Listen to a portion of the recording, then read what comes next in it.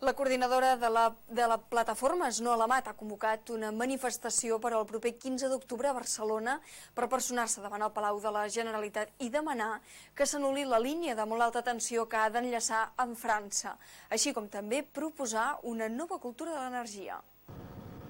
La línia de molt alta tensió i qualsevol altra interconnexió entre l'estat espanyol i França constitueix el símptoma més clar del model energètic obsolet dels últims anys.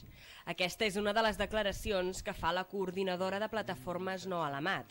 Segons els seus responsables, aquest model està fet a mida de les multinacionals del sector elèctric, a més de malbaratar l'energia i basar-se en fonts d'energia contaminants, perilloses i no renovables, com l'energia nuclear i els combustibles fòssils. Ara que està a punt de començar el debat sobre l'Estatut i que el Pla d'Energia de Catalunya es troba en període d'aprovació, No a la Mat aprofita per proposar una nova cultura de l'energia i demanar a la Generalitat un pla energètic basat sobretot en la generació distribuïda amb energies netes i renovables. Volem expressar-los la urgent necessitat d'omplir de competències en matèria energètica el text que aprovi el Parlament de Catalunya. Única manera, creiem, d'avançar cap a la sobirania real del nostre país en aquest tema fonamental i estratègic per al futur de tots els catalans i catalanes.